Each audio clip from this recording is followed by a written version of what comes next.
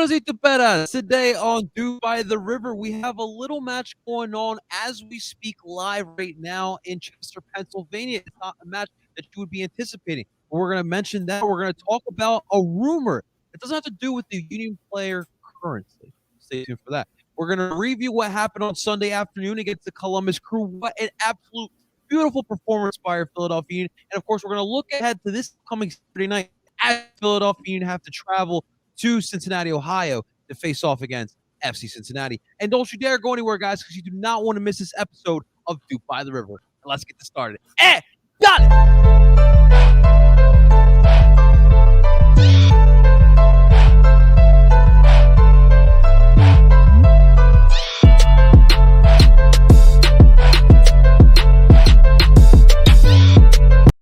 And that is right. Welcome, everyone, to DOOP by the River, the show where we follow everything Philadelphia Union. And we're brought to you by Philly Sports Network. Speaking of what's going on, PSN, we're back on PSN tonight. Of course, we're also on Ed Barcelona Philly's YouTube channel, and we're on Twitter as well on the DOOP by the River account. So welcome all, and thank you for tuning in on this beautiful Wednesday night to DOOP by the River. Before we move forward, let's talk about the business at hand before we dive into the action today. Guys, if you're watching this on Ed Barcelona Philly's YouTube channel or PSN, make sure you guys hit the like for the live, and make sure you guys are subscribed to the channel. And of course, you can find this podcast as well as all of your favorite PSN podcasts on PSN Radio. And of course, you can find that wherever you stream podcasts from Apple, Google, and Spotify. Ladies and gentlemen, let me introduce you guys today, my experts in duping, and we have to start off here today with the birthday boy himself. Ladies and gentlemen, my man, Zach Laboso. He's looking old today. No, I'm just kidding. What's up, Zach? How you doing, man? I'm doing good. I'm doing good. Hanging out, relaxing, coaching, the usual Wednesday in my life. So an eventful 23-year-old you are, Zach. Yeah. And both my co-hosts, we'll get to my other co-host, but Zach has got on the Venezia. You got the DeVries on the back? I do not. I do not. I got this one here, and then I got the home kit in the closet. Actually, this one I didn't like as much as the black one, but having them in person, I like this one more. Dude, they are crisp. I love Yeah, them. they are clean. They are clean. Very good. Not as clean as the Sport and Serotonin that's about to come soon. You heard it here first. And ladies, hey. I'm not going to say that they are going to be fire. I haven't seen them yet, but I just know. Oh, I have. They're fire. I just know they're going to be fire. And of course, ladies and gentlemen, please welcome this man is probably going to get his Venezia's kit as well, but please welcome Justin, center back Lasso squad leader Freiberg. What's going on, Justin? How you doing? What kit you got on today, Justin? This is the Grays Lake kit.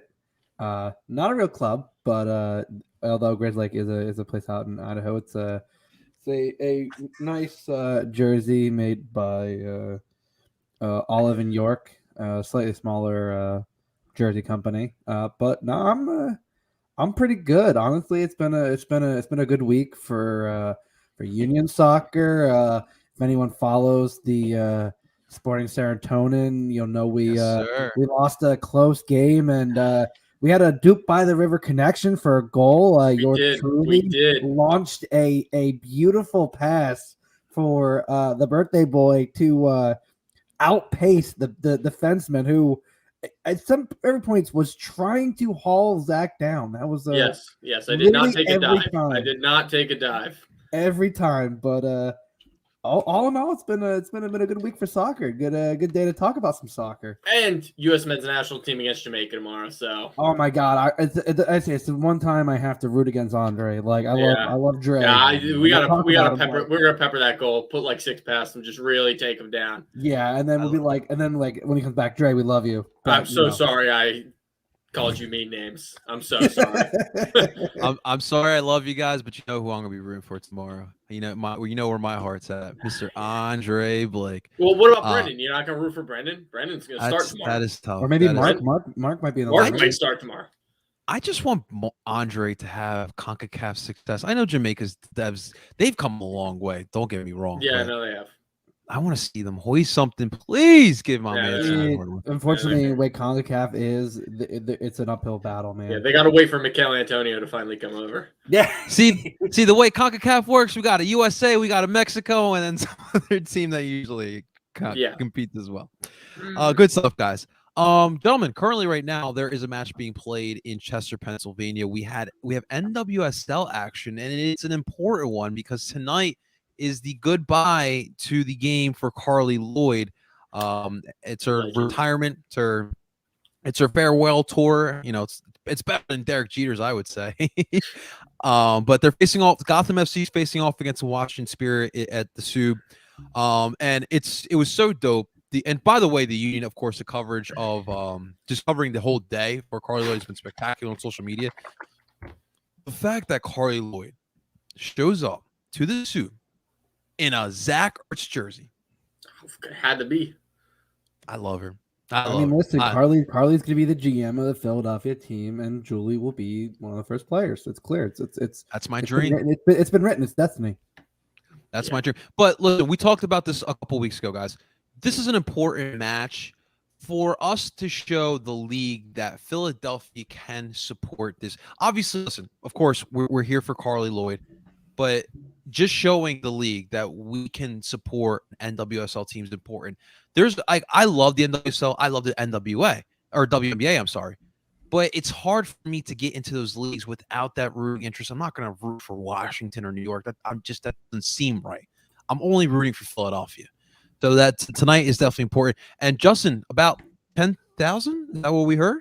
The reports from our boy, your inside sources, John Tannenwald, JT tweeted earlier. There's supposed to be about at least 10,000 tickets. They said 10 to 15 in that range because they were expecting 50 within that ballpark. Which for a game on a Wednesday, no matter what, it's still pretty good.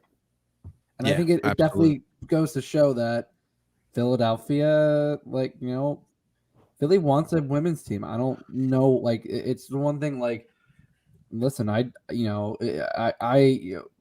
else am I gonna do with my time? And I think we would all go.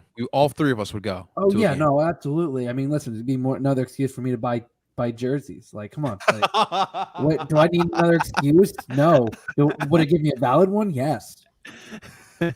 So true.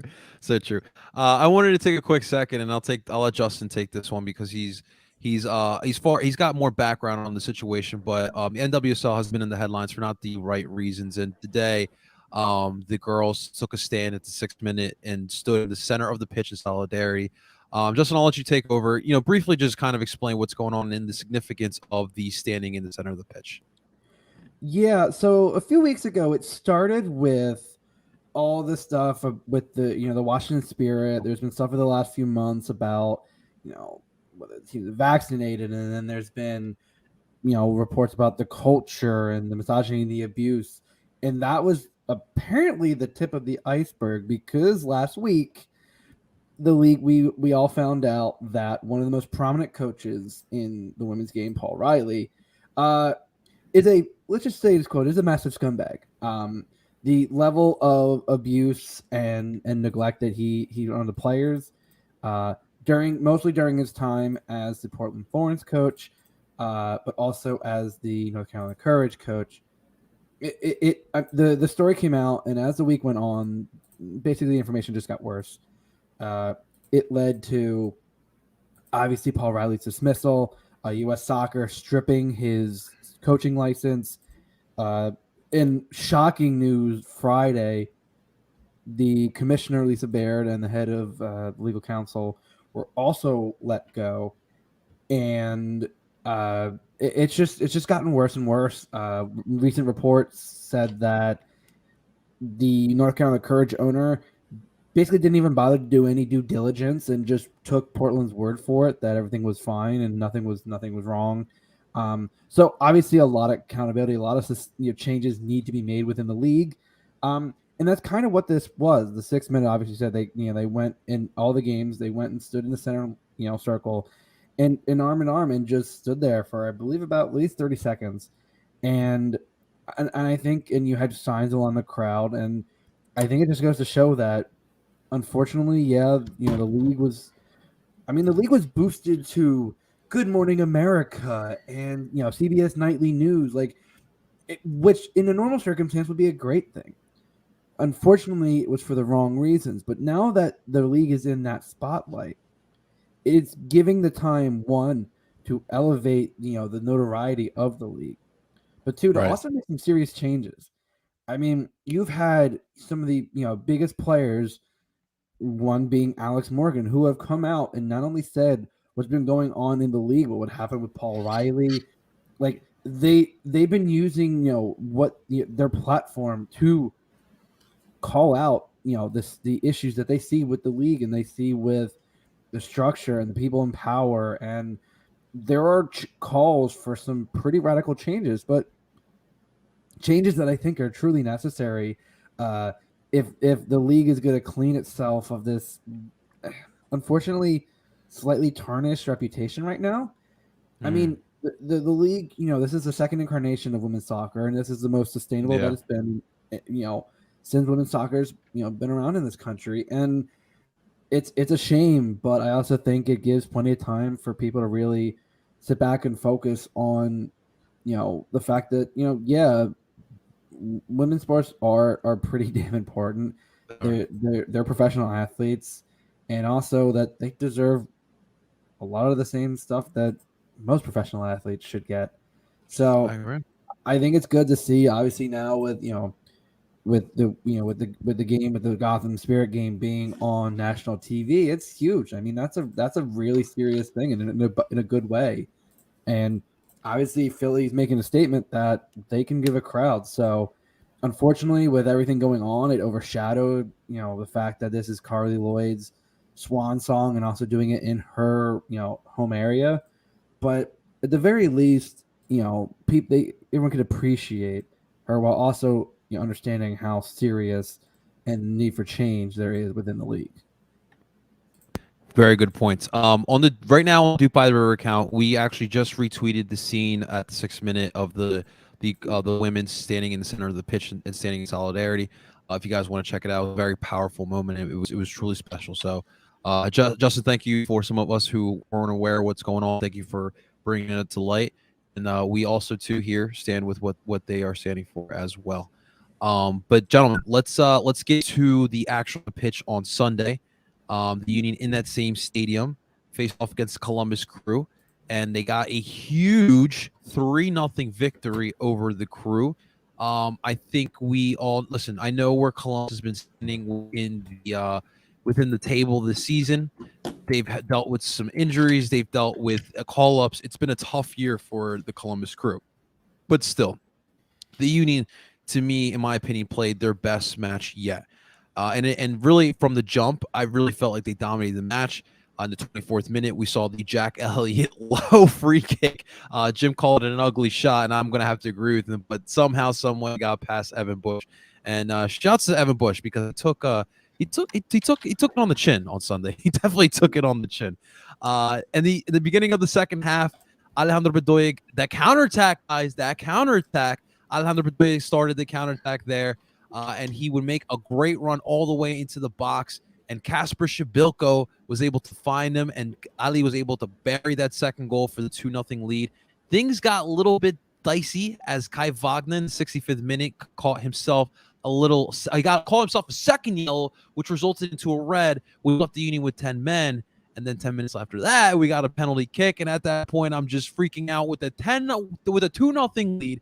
You got a PK here, but of course, Andre Blake steps up with the save, and then in the injury time, we get a Leon Flock goal, and the Union stamped their 3 points and hail victory against the Columbus Crew. What a beautiful, beautiful performance here by the Philadelphia Union. I'll start with Zach here. Like I just said, Zach, to me, that was the best performance by the Philadelphia Union. I thought they were dominating from the beginning to the end. You didn't hear anything from Lucas Zelarayán. You didn't hear anything from Yazi Zardes. I thought it was a great performance. What did you see, and was this the best performance of the Union yet? So yeah, I agree with you. I think it was the best performance that I've seen out of them, besides like Champions League. And I predicted 3-1, and in all honesty, let's be real, should have been at least Columbus should have had at least one goal, if not for the absolute audacity that Andre Blake has to continue to be the best goalkeeper in the league every single week, keeping this team in games. And yeah, I mean, it was just a complete, like, it was the most complete performance we've seen from the guys. They put together basically all 90 minutes where, besides like the penalty kick and that one shot what's his face had, that Blake made that crazy save on. I'm blanking on his name. Nagby. Was it Nagby? I think it was. Yeah. Okay, yeah. Nagby's shot where Blake made that wonder save. Yeah, it was an awesome performance. The red card kind of sucks, but even with 10, they still showed that they were dominant in the match, and it didn't make any type of difference. Columbus really had nothing. It'll be interesting for the next game because I really think Leon's going to play there. But really, we'll have to wait and see. I do. I have a feeling he's going to play Leon there. Well, we'll talk about that in our second segment here. But man, that would be definitely crazy. All right, Justin. To me, how can you not put Andre Blake as the man of the match? Look, we've seen this before. I mean, for us Union fans, like, this is like nothing out of the ordinary. But it's, to me, it still feels surprising to see. I'm just watching such greatness at that position in this league. I don't think we realize that sometimes. What did you see from Andre on Sunday, man? He was in the zone. I mean, like, it's at this point you don't expect anything other than Andre being, Dre being Dre. And I think you look at 2019 where he had a bit of a down year. I mean, the team itself was getting better. They had the win, in the playoffs against Red Bull, but he wasn't really the same goalie. And then 2020 comes, and then Dre is back again. And I it's clear that that 1 year was a blip because he's arguably the top goalie in the league. Revs fans, Matt Turner's got to do a little more sustainable, stuff on a year-to-year basis before we start, crowning him anything. Dre is a 2-time goalie of the year. He's the captain of his national team, and he's only getting better. And you forget that we've had him now for 8 years. Yeah. And when we drafted him, it was a position we didn't need. We had McMath. We had him, we had a logjam at goalie. I thought that year we were to draft Steve Birnbaum. I remember that draft. We traded over DC and drafted Andre. And at the time, I'm like, why do we need another goalie? This is insane. And, the first year, obviously, he really didn't get a ton of time. And it was 2015, really, when he really kind of got a start. And, I mean, I remember that game against New England where it was a 0-0 draw, and he had 10 saves. And you just see the look on the Revolution's fans' face like, what in the hell? He was making what is, at this point, just typical Andre, just making ridiculous saves. Yeah. And I think, for all the crap we've given about this team, Dre and the defense have never been an issue. I can count maybe a handful of games where the defense didn't play as good, but I really can't blame Dre for anything this year. No. And this game cemented that, there were games of the previous years where Dre would have to steal us points. And now it's just an added benefit having him there. And it gives the defense and the offense the freedom to just kind of focus on their game and not have to worry about behind them because they know Dre's got it.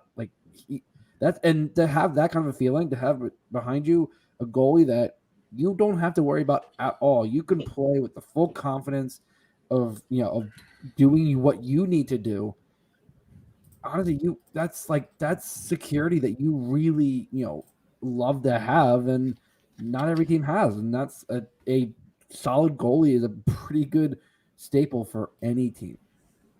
You're right, man. And remember when we had Matt on a couple weeks ago from the EPL boys, he was saying how we we kind of built our team around Andre Blake. I mean, I remember in his first couple of years of starting, I mean, those back lines were putting him into some tough positions. And, what Zach said was completely right, but this team, it is built from those essentially 5 guys back there, including Andre Blake and the 4 defenders that are in front of him. And when we constantly criticize the attack of this Union team, but this team is built from the back. It starts with Andre being that wall back there, and then those 4 clogs that are in front of him. And the guys also are in charge of creating the attack from back there as well. And when it's playing at its best, it's definitely tough to stop here, man. All right, Zach, listen. This attack of the Union has been doing its job. I mean, the defense as well has been doing its job, but the attack seems to be a little more fluid. Now, in this 4-game unbeaten streak that we've been on, Kasper Szpilko, now although he didn't score on Sunday, nor did he score on Wednesday, his presence in the attack has been there, and he got a nice assist on the second alley goal, man. Where are you at with Kasper? What's your relationship right now with Kasper Szpilko? I still don't think he's a good striker. In general, like just generally speaking, I think that he is an average to below average MLS striker who will score you a couple goals a season and get you a couple assists. And I think that he would be a great complement piece to someone who is a great to elite striker in the MLS, someone like Josef Martinez or Rui Diaz or something like that. If you played him up top with one of those guys and used him to kind of connect the play and let those guys run and do, their magical things that they like to do, he would be very good at that role. But I think in a team where he is looked upon as the talisman forward, it like, as well as he's playing, like that's not the way I think that we should look at Kasper. And I'm not saying he's not playing well. He is. He's not consistent anymore because he did not meet my criteria, guys. He did not meet the 3 or 4 game scoring in the last 5. He did not meet that. But that doesn't mean that he's not playing well. It's just not, he's just not a consistent scorer. And I think that like people just need to adjust their expectations of what Kasper is and what he's going to do. Because like even me, like I want him to like he should score goals because he is a striker. Like that is what he's paid to do. Especially when like Sergio's hurt every other game and Corey's been out. And the other forward we have is Quinn, who is a forward but isn't really a forward. Like he is the only striker who's What is he? I don't know. He can kind of do everything, which is weird. And for a he has that beautiful assist to Leon's Flock's first goal too, and it's like, oh my god, he can assist too. Okay. Leon's speak of what you spoke on Twitter. Leon's goal, goalie, like the goalie should 1 billion% save that. Like every single time that ball should never go in the net. But what Quinn did on that play was unbelievable because he flicks it in between 2 defenders. And all of them, him included, kind of just stand there for a second. And then no one goes for the ball. And he's like, all right, I'm going to go get my own pass. Passes the ball to himself, crosses it in. Leon's there to finish it off. Leon gets his first goal. Great moment. And that play at the end, or the video at the end where like Sergio runs up to Leon and like they hug each other. Oh, so great. It was so great because Sergio's so big and he just lifts Leon up like he's a little child. And so that was great. I don't know what Quinn is really. I think he's like a very creative 10 who can score. It's so weird. It's so weird, but I think he should play a lot because he's very good when he plays. Also, he has fantastic hair, kind of like Jimmy Neutron. Honestly, he kind of looks like Jimmy Neutron. And so we were talking about Kasper. Yeah, but I think that like I said, Kasper's playing well. And even though I want him to score every game, I'm not going to I don't expect him to score every game. But that does mean that other people are going to have to step up. And instead of having one guy with 15 to 20 goals and then a couple guys with 8 to 10 and then the rest with like 3 to 4, you're going to have just a bunch of guys with like 6 to 12. And it's going to be a little different in the way that you're going to get these goals. As you saw, we had Allie, we had Leon, and we had Elliott score. Like, that's not, you know what I mean? Like, it's not necessarily our front line doing the business. Yeah, you're 100% right there, man. Justin, what did you think about the red card? Or the second yellow, I should say. It wasn't just a straight red. I mean, it was a yellow. Like, let's be honest, the first tackle, I said it that Kai was very lucky for that not to go to review. It was an ugly challenge. Now, there at this point, with the red cards, the intent or not is no longer part of the equation. It's essentially whether it's serious foul play and it endangers the safety of a player. The first one could have gotten reviewed. I was like, oh god, it's gonna get reviewed. They haven't even scored. Like, it's gonna be bad. Luckily got that one, and Kai kind of plays a bit aggressive, and I didn't think he'd not as aggressive as Brujo, but I mean he's a physical as aggressive player. as Brujo. but he's still pretty physical for an outside back, which you don't see nearly as often. And listen, that second one, he stood him up, literally. Like, that's a yellow card in any stretch. And, Kai should have that Matador stuff was, I didn't do anything. Like, that's not going to work when, the ref sees you step in the way. So it was a second. It was a yellow card. And luckily, with 2 yellows, it's only a 1-game suspension. But it was kind of an unnecessary one. I mean, Cincinnati, I'm not exactly worried about, but you're gonna have to scramble for a back line because unless Matt Real appears out of nowhere, you don't have a left back. Your right back is clearly going to be Harrio because he's the only one you have right now. So then, like, boy, where do you does Leon then move to left back, because that's also a position he plays? Yes. Like, besides being a natural 6, he has played left back at times. He played at times for St. Pauli. Like, but it just where adds is Matt Real? Honestly, I have no idea. He is in. I don't know if he's in a doghouse because hasn't been listed on any injury report at all, and I don't think anyone's asked a question about him. And we just kind of were like, "Hey, yeah. Jim, where's Matt?" Like, it kind of reminds me of the Derek Jones situation, where like it's that bad. It feels that way. Like, I can't think of like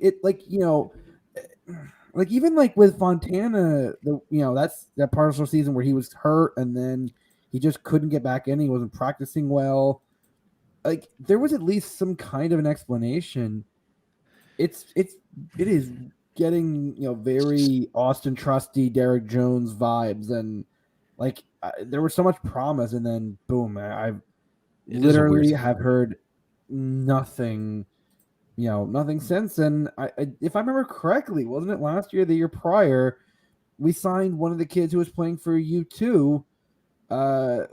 He signed him to a U2 contract. I think he's a left back. I'm blanking on the name, but like there's another kid, underneath. And I think Real at some point was supposed to be maybe a converted like wing back, and now I have no idea. In 2019, we got rid of Keegan Rosenberry, and then we were thinking that Matt Real was going to have the job. They signed Kai Wagner a little later, and Kai kind of stole the job from Matt Real and ran away with it essentially. And then Matt, he's been finding ways to get into the lineup when Kai misses time with injuries or suspensions and whatnot. And then this year we did see him a little bit playing as a shuttler, but it's just been been weird, and it happens all the time. So and what's weird too is he hasn't looked bad when he's played either. Like, it's not like he goes out there and he's like clearly the worst player on the field.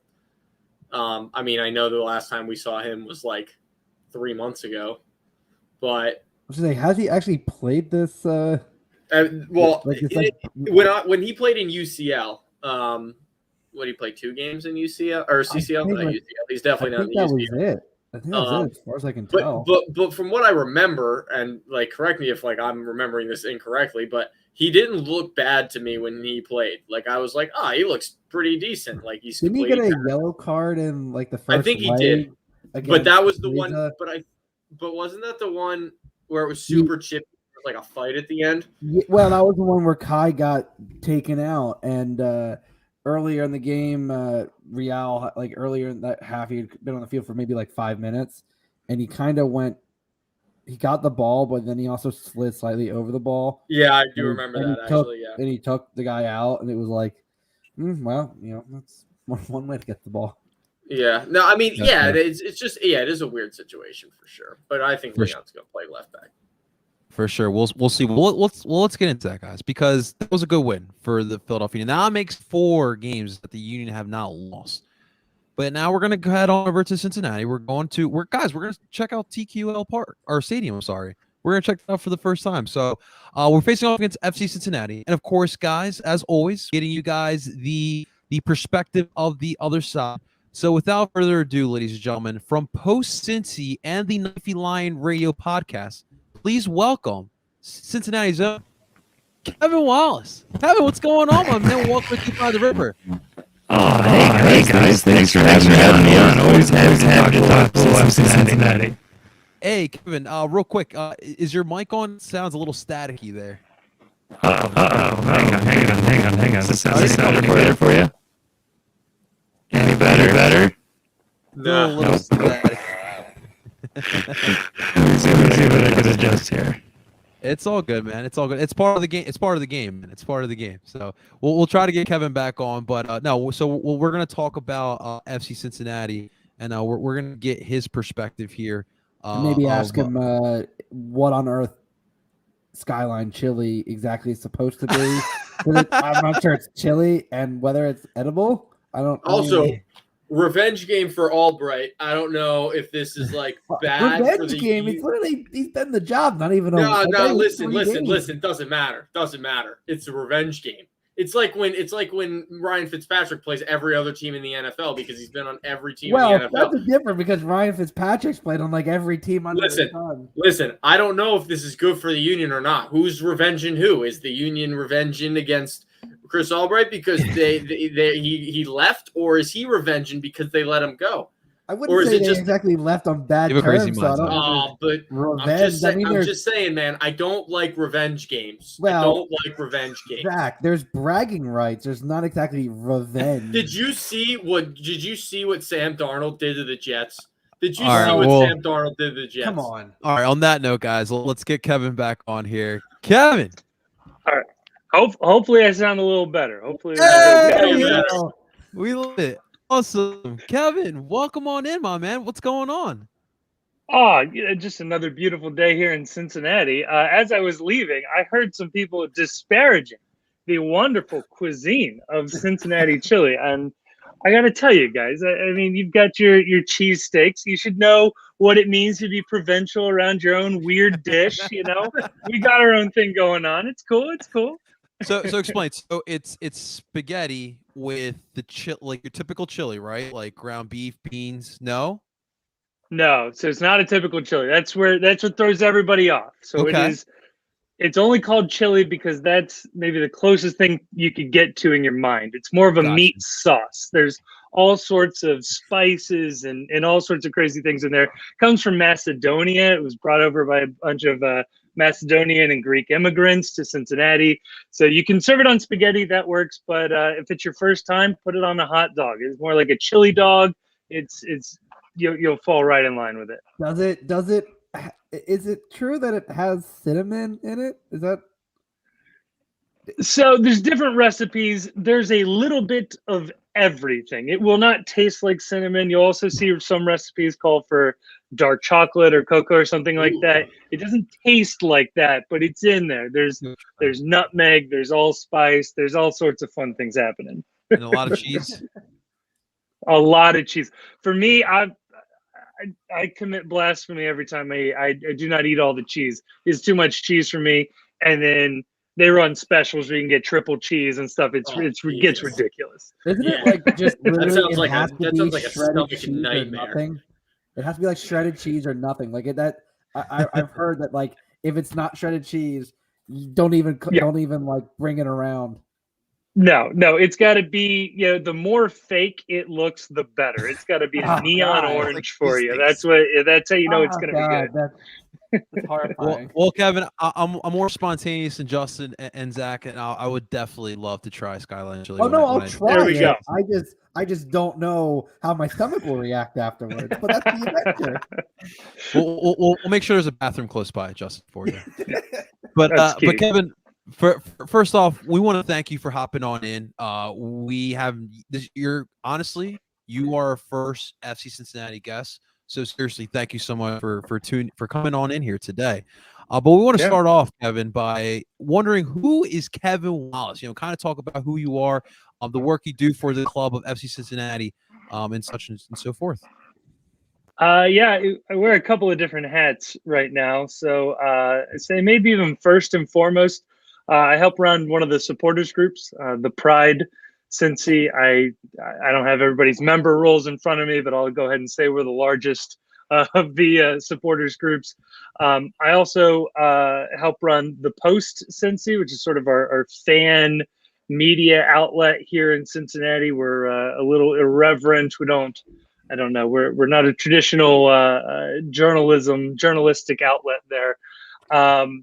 And between those two different things, it gets really interesting. And then, I contribute to Knifey Lion Radio, which is a hilarious FC Cincinnati podcast. I'm probably very biased there, but I think you'd have a good time listening to it after this match, for some good breakdowns and stuff like that. It's a good time. So,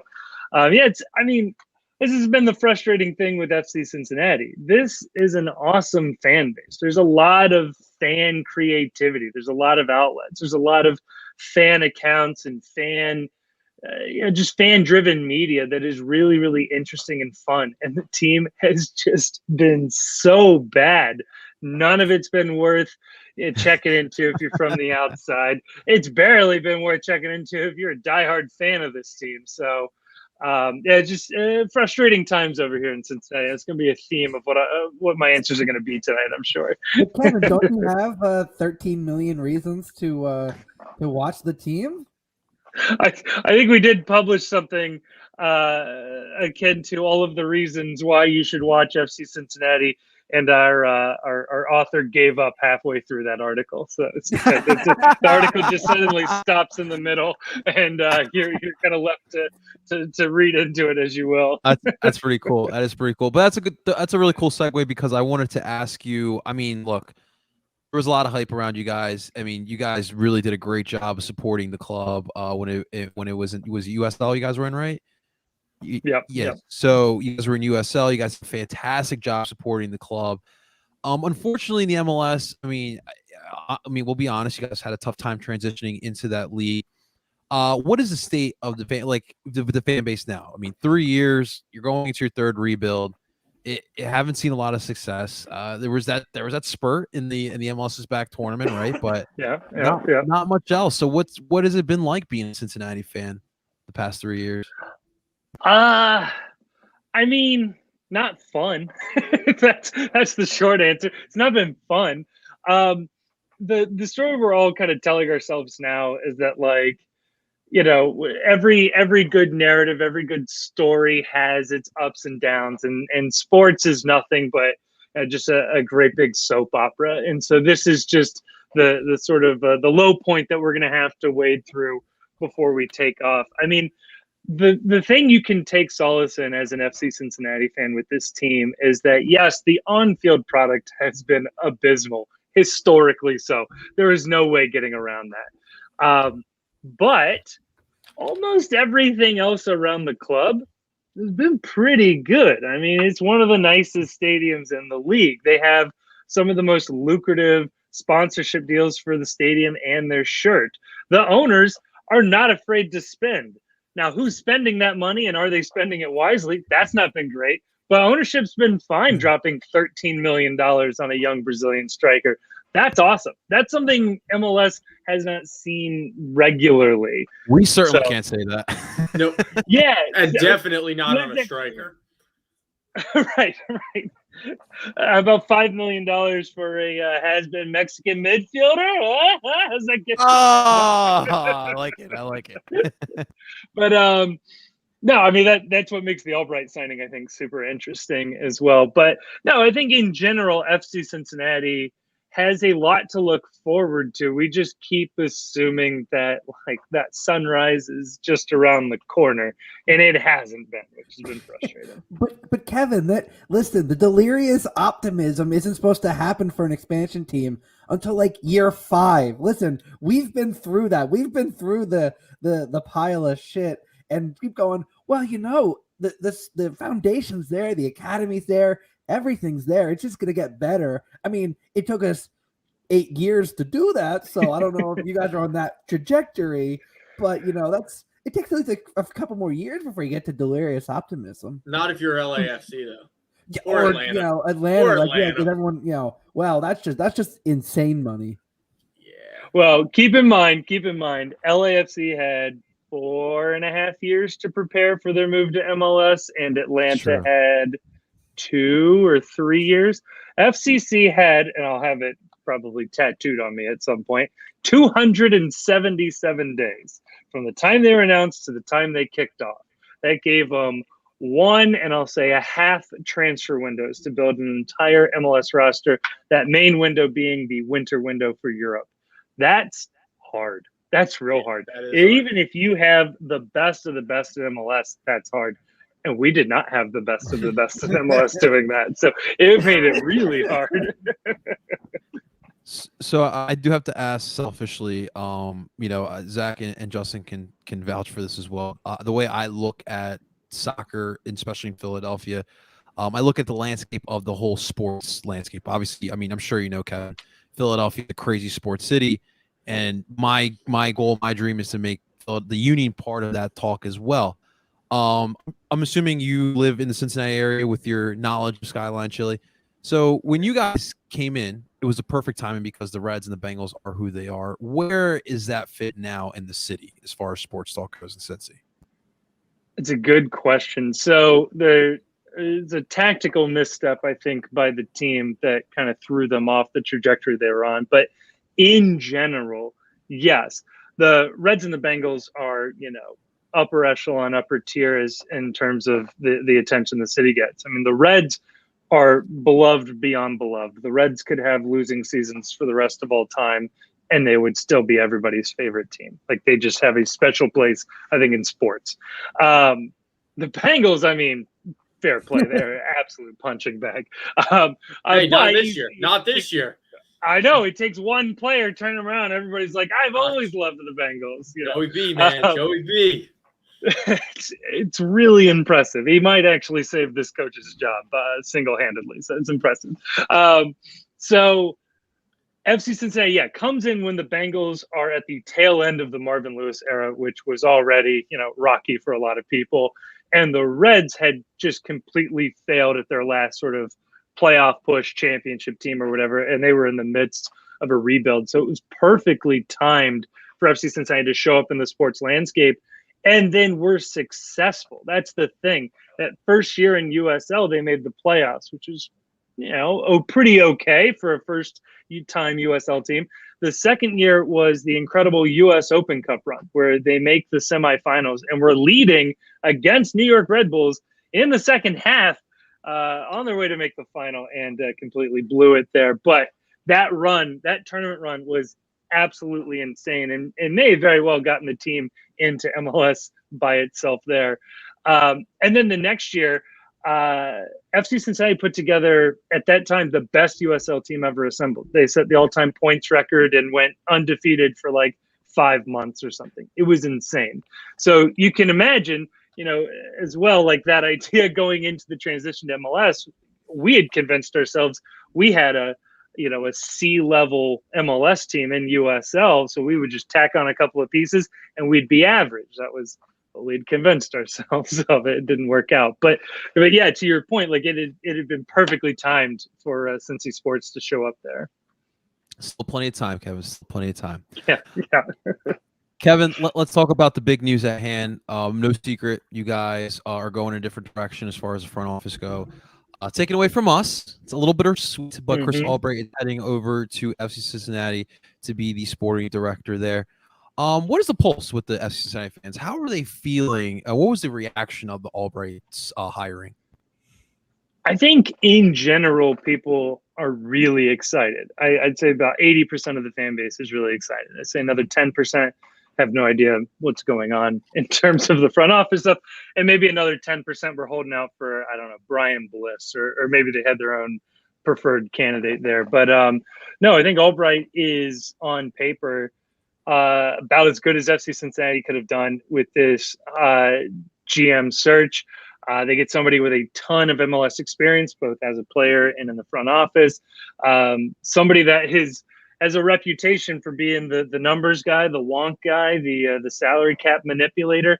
That is something FC Cincinnati has just tragically failed at in the last few years.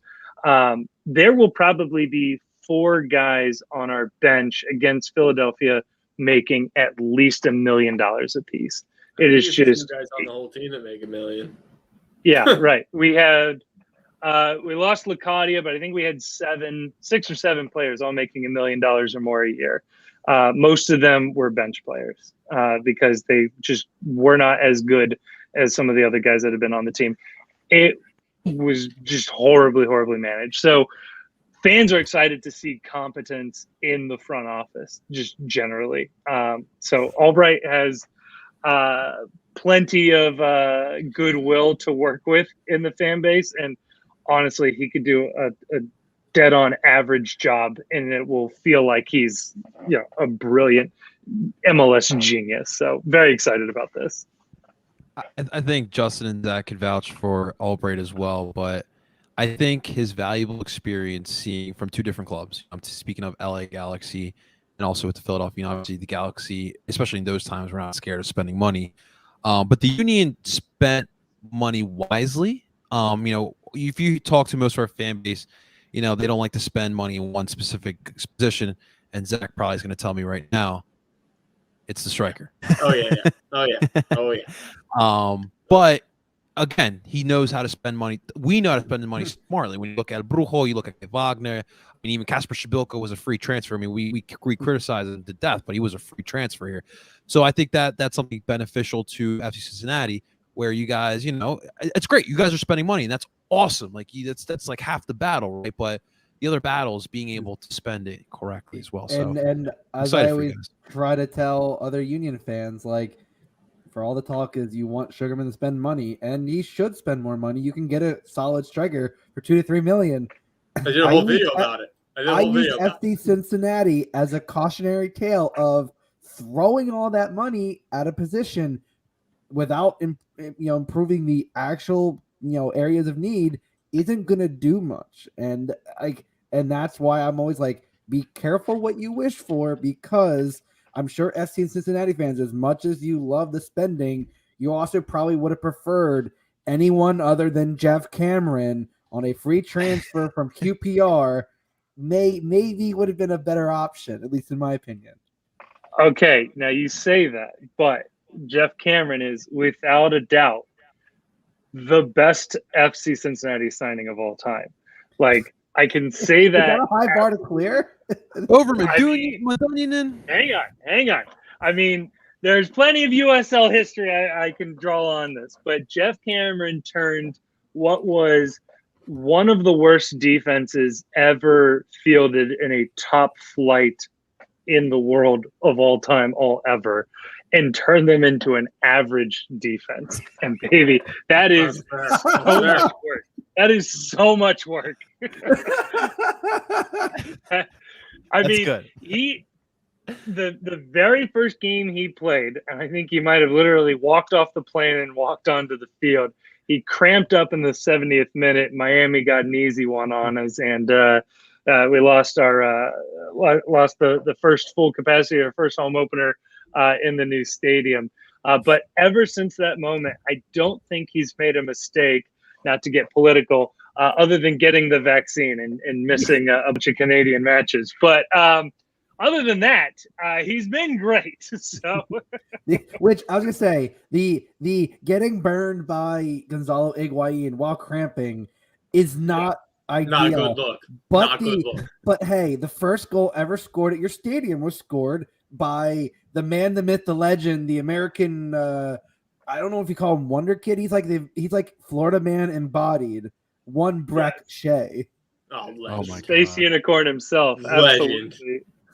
Oh my God. He scored a second one against us, by the way, when Miami came back to Cincinnati. So we got to feel that twice. Another good thing about Albright too is now you guys have all the connections of Mr. Ernst up there, because I'm sure he's got all those numbers in his phone too. Definitely that, and at least like whenever it seemed like someone was closing the deal, Ernst would send Chris. Ernst would make the initial connection, and then he would send, which I would say goes pretty well for a guy who knows how to close the deal on some low risk, high reward signing. You guys might not draft players anymore either. Yeah, no, you guys might do what it might be over. You guys, we just trade you all your picks for Don Garber funny money. You don't need it. Might be done. Might be done. Now, I actually got a chance to ask him about that. I asked him straight up. I said, "Are you the one who sold all of the draft picks to Jeff Birding in 2019?" And he was a little hesitant on it, but he finally admitted, "Yeah, that was him." So that was good. That was good. Now, speaking of draft picks, do you guys awesome. hate Frankie Amaya or no? So I think I would hate Frankie Amaya more if he were good. He kicked up all that dust talking about he wanted playing time, he wanted a club that he could, that would make him successful, and then he went go ride the pine in New Jersey. It's like, all right, dude, you're killing it. Yeah. Thanks for the $1 million bucks. That's fair. I honestly, when he was leaving, I thought he would have been a good pickup for the Union, but didn't happen. Kevin, let me ask you here as we get to this current team right now. I hate to remind you, but FC Cincinnati are in last place in the Eastern Conference. Wooden spoon 3 years in a row. Come on. Oh, man. 3 times, baby. So our match is upcoming Saturday night. I just want to know, what should we expect from Cincinnati on Saturday? A win? Like a win for Union? Like, oh, okay. Like if you don't beat us, no, if you don't beat us, you should be rightfully embarrassed. This is not a good team. At this point, the U19 manager, and they continue to harp that he's going to be like the MLS2 manager. So I don't even think he's in the running for the first team manager, even if Tyron Marshall wins every single match here on out. I don't think they're going to give it to him. So at this point, he's said that a lot of players have been complacent with their spot in the squad because Jaap Stam wouldn't rotate the squad at all. That was a fun feature of the Jaap Stam era. Yeah, you get 5 subs and he'd use like 2. So that was cool. Oh, Thanks. Sounds super familiar. Yeah, that's really familiar, guys. It works out great, doesn't it?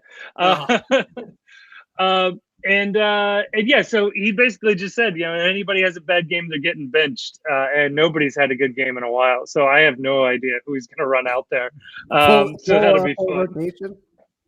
Yeah, I would love to see them just field the U19 team and just have a bunch of 17-year-olds out there, and honestly, probably be more competitive. So play the kids. Yes, Kevin, you should run out there. I mean, no.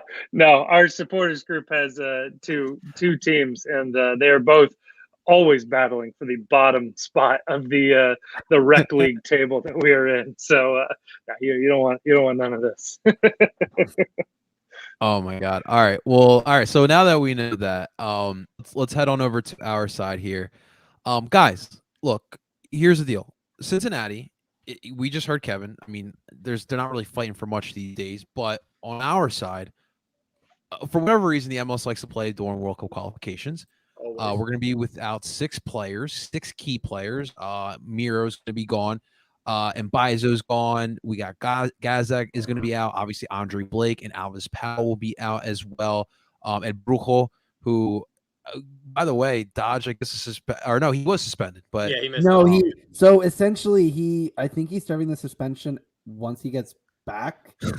I like it. I don't know. It was weird. He was already in Venezuela, I think, for the game. Like, so he wasn't even. Oh, okay, yeah. Oh no. He was out of the country. He was not even in the country for the Columbus game. He tried to pull a fast one on the MLS. Yeah, he was like, "They're going to suspend me, and I'm just going to be playing soccer anyway." I guess. Pretty much. It was tough to figure out. Someone's like, "Yeah, he's not even in the country anymore." Okay. By the way, as we spoke as well, Kai Wagner is going to be suspended. So we're going to be putting out like what Kevin said. All the kids are going to be playing. So Kevin, you might as well put the U19s out there as well, so we can have a nice little U19 matchup here.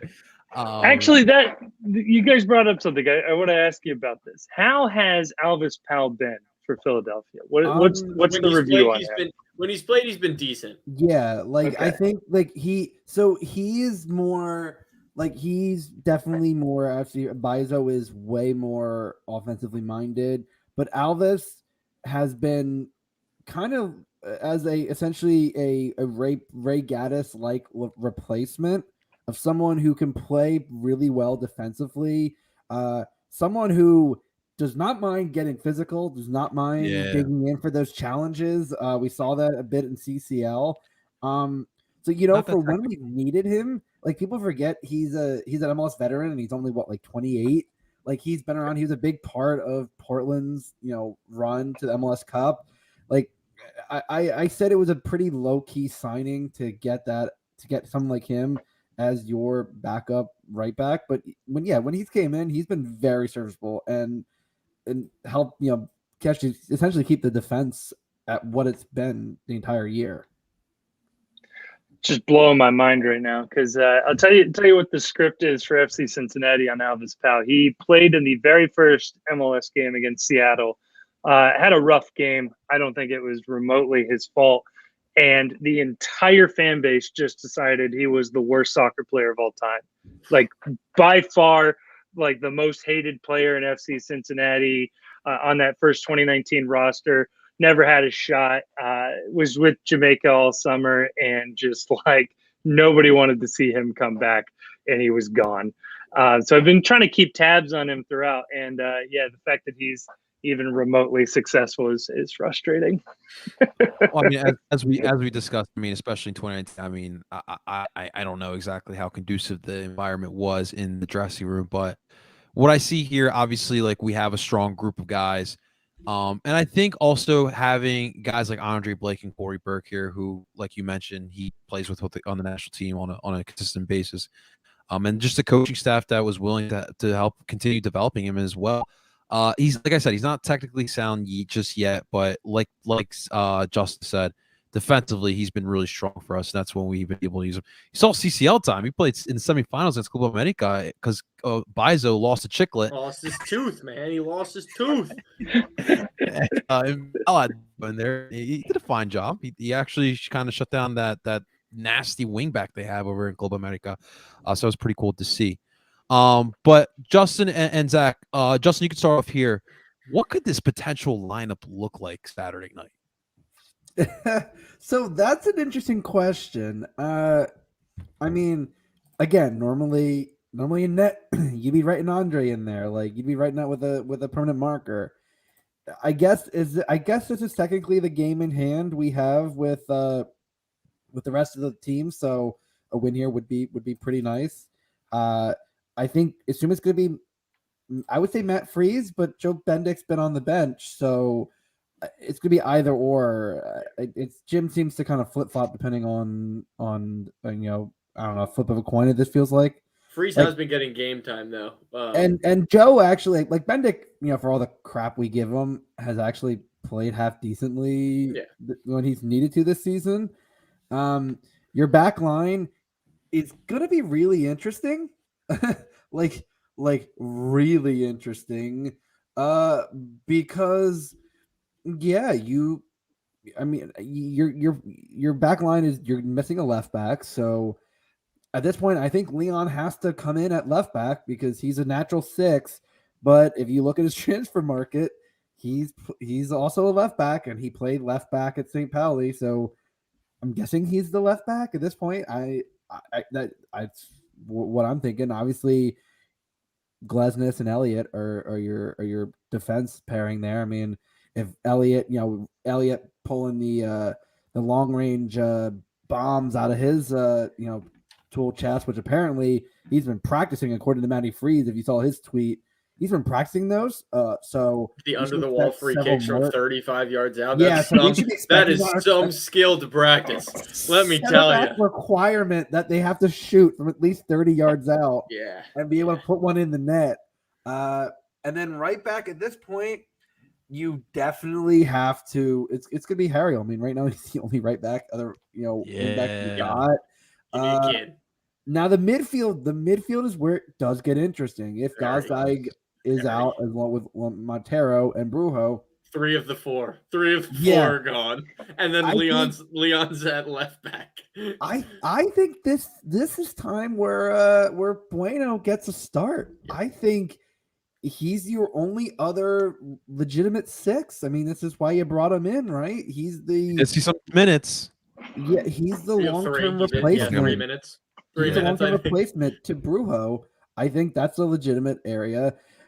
I think you're gonna have Quinn and Ali as your shuttlers, and then I think Paxton gets the start at the 10.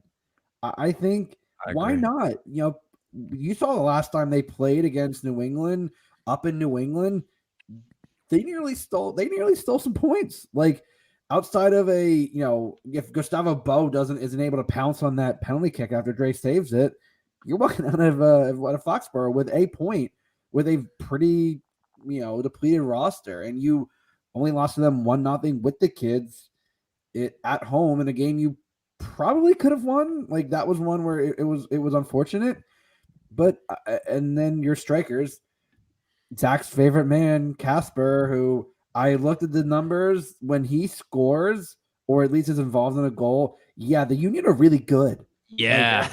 It's really a shame. It's really a shame it doesn't happen more often. I know, like the record when he scores or at least assists in a goal is wild. And then I don't want Sergio to start. And I'm saying this for the fact that in the last 3 games, he's played 75, 75, and 85. Yeah. And for a speedster that has soft tissue injuries and is prone to those injuries, I would love to see him maybe come on in the second half. So maybe Davo actually gets. That's a good one. Maybe Davo actually gets a start, or maybe you put McGlynn in at as a shuttler and put Quinn up top. At this point, it's gonna be a player kid. It's gonna be the play the kids lineup. But the nice thing about it is you have enough talented kids who I'm sure any team would love to have come through their academy. Like that's the weird thing is Jim for the first part of the year did not really trust the kids, and it really took it to about at least after Atlanta CCL for him to finally start to actually play them and starting to realize like, oh, Quinn Sullivan can assist himself because he can just chip the ball and run and play a nice through ball to Leon for his first goal. But like it's going to be a very interesting lineup. I'm not sure at this point what to expect for a score, but the lineup is going to be wild. I'm going to tell you that much. Yeah. Now, Zach, so if they do play the diamond, which I mean I would guess they do, the only change. Now I don't think they should. Now hear me out. But the only change I would make is I like Justin said, play Jack as one of the I think you do Bueno, Ali, and Jack, and then you have Paxton and then Quinn and Casper up top. I think what would be awesome to see is if they went 3-5-2. All right, you got the 3 center backs. You know who they are. Stuart gets finally. Stuart's getting the start. All right, you got Powell at like that right wing back, right mid spot. You got Leon at that left mid, left wing back spot. Okay. Wait, Alvis. Oh, not Alvis. I'm sorry, Harrell. I was Harrell. like, Harrell. Yeah, my mistake. I forgot. Center mids, you go Bueno and Ali at the base. Okay, then you have Paxton at the 10, and the strikers are now again Quinn and Casper. I think that would be really cool to see. Just a little change. I mean, they've gone with a 3-4-3 before. I think a 3-5-2 would be really awesome to see how it goes. Will Jim do that? Almost definitely not. But I think it would be cool to see. I would say, first off, at goalie, I would rather see. Listen, I love Freeze, and to me, I'd rather see more if what he can give us as far as the future. We know Andre Blake's not going to be the goalkeeper forever, so I just want to see Freeze as much as I possibly can. I agree. We talked about it earlier. Listen, if Matt Rial does not see the pitch this match, that is really telling, and he might never ever play again for the Philadelphia Union, which will be very upsetting. As far as the midfield goes, I think one thing you guys haven't considered as well. I love Zach's idea, but obviously I don't think that will happen. Never. But last season we did see Jack move up to the 6, and then we would play Mark and Glasnes at the center backs. I think that's something we could see Saturday potentially. I was also thinking that too. Yeah. Especially, we'll find out with Kevin what the lineup for Cincy will be. But if they have a lot of speed in their midfield, then Jack can play that 6th role perfectly fine. I think your Shudlers should be Jack McGlynn and Ali Bedoya, with your 10 being Paxton Aronson. I agree with Justin. I would not like to see Sergio come out as a starter. I would rather see him come in the second half. And I would like to start Quinn and Casper as your strikers. Now, it's interesting because I think Davo needs to see some minutes. And last time we're in the situation, we saw Davo get some minutes. I still find it weird that he hasn't seen minutes, considering his deal is a 6-month loan with option to buy. And Jesus Bueno, we did see him get some. It was like 3 minutes at the end. Again, let's see what he has. Like, I want to see him come off as a sub as well. So that's what I would like to see the Union do. Now, Kevin, you heard what we talked about with our starting 11. What could we potentially be facing this Saturday against the FC Cincinnati? I mean, a terrible team. So let's run through it. I mean, take your choice of goalkeepers. You got Shimislav Titon, who is below average, or you got Kenneth Vermeer, who is Kenneth Vermeer. You might have the best goalkeeper in MLS one match. You might have the worst goalkeeper in USL the next. You don't know what you're going to get with that guy. So in terms of who starts, I don't have a clue. So that's your goalkeeping situation. Not to mention, if it were up to me and I don't know, a good chunk of the fan base, we'd start Ben Lundt. He's actually one of the draft picks. Thanks, Philly, for that one. All he did was go to USL and win USL Goalkeeper of the Year in 2019 and put together, or 2020, put together a very respectable 2019 season. Was doing very well with Phoenix, who has been the big stud team in USL, before he was recalled and still can't get playing time, despite the fact that, as I said, the two go-to starters are not very good. On the right back, I mean, look, you can spend $13 million on a striker. You can spend whatever it was, $3 million for Lucho Acosta, $4 million for Isaac Atanga. Yeah, look that one up. That's weird. But we never got a right back. Just don't need one. There's not one on the roster. But we might see Zico Bailey. That would be my guess. LA Academy product.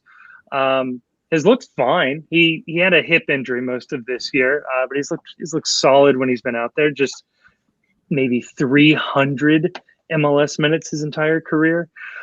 Center backs, I think we finally get Vallecilla back. He's very good, Ecuadorian center back, young, very fast. Still working out some parts of his game, some of the decision making, but he's young enough. It's a good bet that he'll be very, very good in a year or two. I would expect him back, and maybe Jeff Cameron, maybe Nick Hagland. If it's Cameron, I mean, his legs have to give out at some point. He played an entire championship season before coming over here to play the vast majority of this MLS season. He's not a spring chick. I can't imagine he goes for too long if he does play on this one.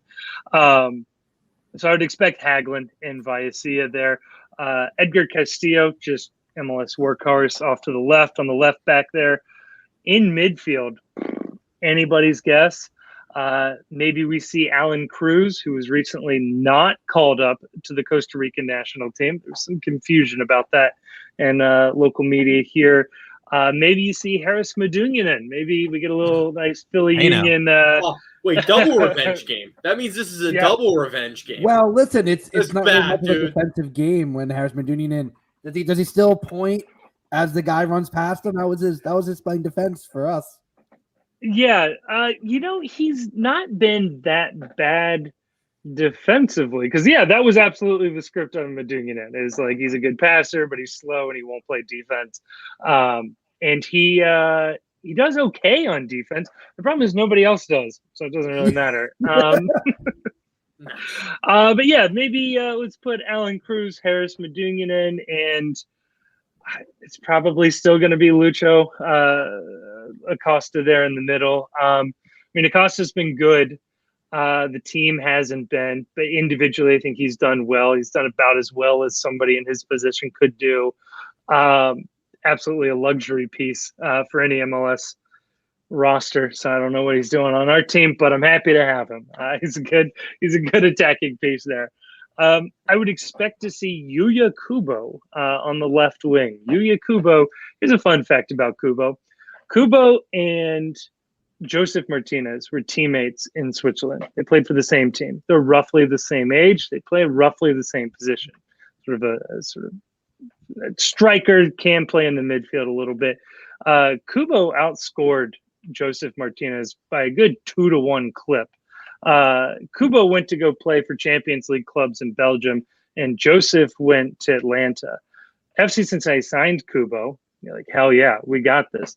And Jaap Stam turned him into a defensive midfielder. I was gonna say when you put him at forward, I'm like, that man's all about allowed? Is that allowed? Because he's a. I'm sorry. He was not the hardest title to take, but he was our leading goal scorer last year, and he was converted into a defensive midfielder. So I'd expect him. He didn't start last game, so he'll probably start this game. Barrial, young kid from Argentina, has played for some Argentinian youth teams. Tons and tons of raw talent. Final product's not there. Maybe a good coach squeezes that out of him. That would be great to see. And up top, probably Brenner. I mean, you don't pay $13 million to let it sit on the bench, but you might. I don't know. He hasn't been terribly effective last few games. Maybe Brandon Vasquez gets the run out. A long time Atlanta backup moved to Cincinnati last year. Maybe he gets the start and Brenner comes on at halftime. Maybe something like that.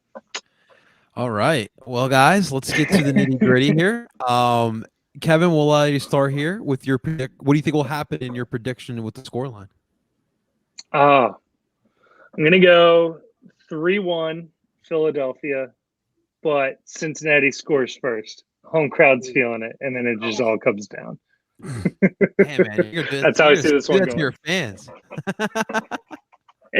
Hey, this literally happened against Toronto midweek last week. So I did watch those highlights. All right, Justin, give us what do you think is going to happen in the match with the prediction scoreline? I think Kev stole my scoreline. I think it's 3-1.